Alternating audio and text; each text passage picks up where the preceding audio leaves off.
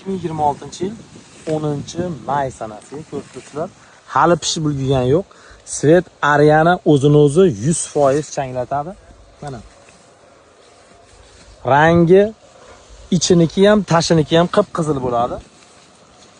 Hozir terimiga yana 4-5 kun bor, lekin sizlarga kalibrovkaga qo'yib razmerini o'lchaymiz. Yaqindan ko'rsating. 34-35 ga hali juda ham ertalik qilar ekan. Pishib ulgurgani yo'q. 32.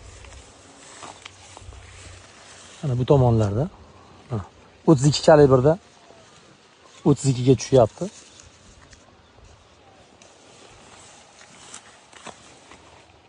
E'tibor berib ko'rishlaring mumkin. 32 kalibrda. Svet Ariana 30-32 kalibrga chiqdi. U terim davri yaqinlashganligidan dalolat beradi. Shakar moddasini o'lchaymiz. Bismillah.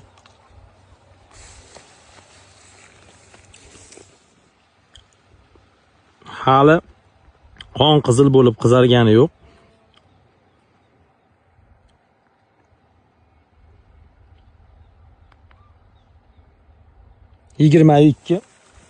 Pishish vaqtiga yana 1 hafta bor. Do'stlar, Svet Ariana gilosi joy tanlaydi, lekin issiq va ertaki joylarda zo'r effekt beradi. O'zini o'zi 100% changlatadi.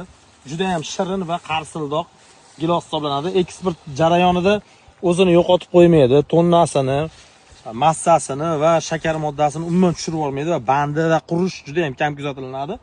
Shu sababdan agar pastdagi nomerlarga aloqa etsalaring, joylaringga tushadigan bo'lsa, ekib daromad olishlaringni 100% kafolat beriladi. Chunki bu juda ham kuchli gilos hisoblanadi. Giloslar ichida hozirgi kunda o'zini o'rniga ega gilos.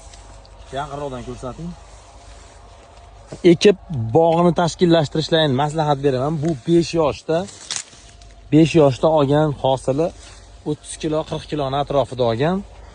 Do'stlar, pastdagi nomerlarga aloqa etsalaring, agronomlik maslahatini bepulga bergan holatda, joylaringni bormasdan o'rgangan holatda tushmaslik haqida to'liq ma'lumot beriladi va agar sizga to'g'ri kelsa, ekishlaring uchun maslahat beriladi. Buni kuzgi mavsum uchun ko'chatlarni yetishtirib qo'yganmiz.